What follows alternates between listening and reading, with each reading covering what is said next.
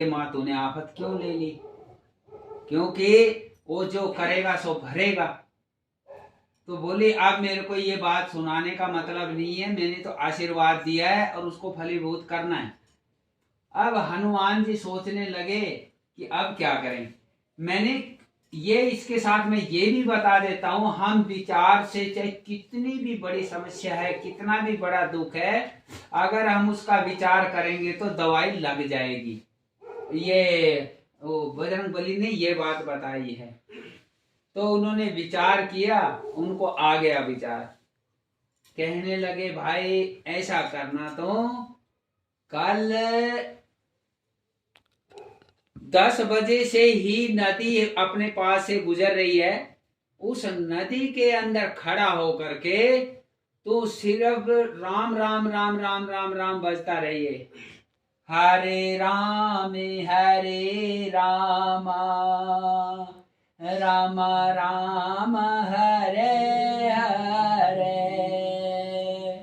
हरे कृष्ण कृष्ण कृष्ण हरे हरे। बोला राम का नाम की तार नहीं टूटनी चाहिए।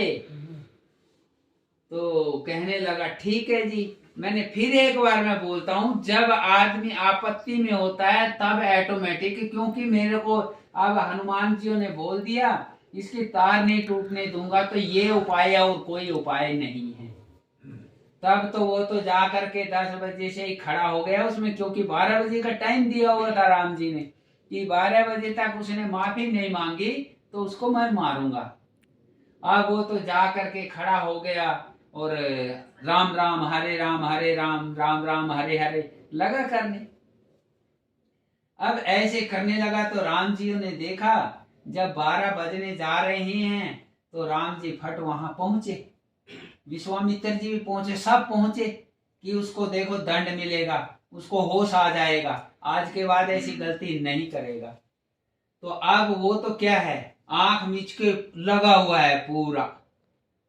अब राम जी वो मैंने देखिए, ये भी मैं एक और बात बता देता हूं, जो मूर्ख होता है वो जिद करेगा, वो बोलेगा नहीं राम ने बोल दिया तो मारेगा ही मारेगा, वो मर्यादा पुरुषोत्तम है। मर्यादा पुरुषोत्तम कभी नहीं काटेगा चाहे कुछ भी हो, और ज्ञानी भी समझेगा। ये नहीं कि वो मूर्ख तो जिद करेगा, ज्ञानी समझेगा कि मर्यादा पुरुषोत्तम है, वो मर्यादा को मान्यता देगा, क्योंकि वो मर्यादा के लिए ही उसने बोला था ना कि वो मर्यादा भंग कर गया तो मैं मारूंगा। तो ऐसे के अंदर वो तो लगा हुआ है खूब, मतलब राम राम राम हरे राम। तो अब राम जी जान रहे अब ये मर्यादा टूट रही, मैं इसको मारूंगा। तो उधर से विश्वामित्र भी जान रहे कि अगर अब मारेंगे तो ये मरेगा नहीं, ये तो पार हो जाएगा, तरेगा, मरेगा नहीं तरेगा। तो अब जब 12 बज के टाइम आगे निकला, अब वो तो समय निकल गया। निकलने के बाद राम जी ने उसको बुलाया, बोला भाई आजा, बाहर आजा, तू मेरे को ये बता तेरा गुरु कौन है,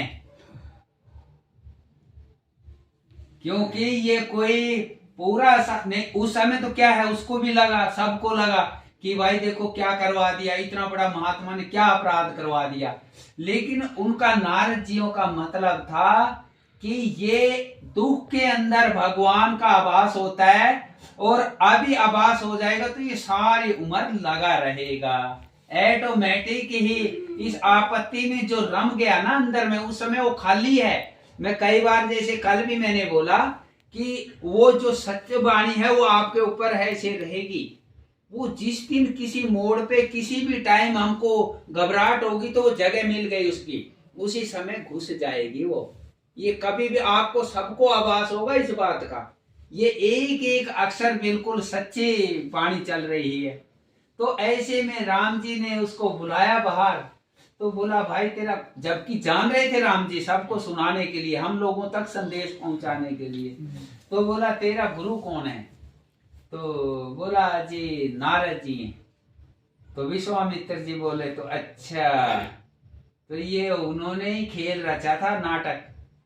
तो मेरा कहने का मतलब ये है, देखो मतलब थोड़ा अकेले में भी मनन करेंगे तो उस समय तो उसने भी सोचा कि गलत काम करवा दिया, और हम भी सोच रहे कि देखो ऐसा नहीं करना चाहिए, लेकिन जो सच्चा साधु होता है उसकी हर वाणी में राज होता है, मैंने अच्छा काम काज होता है।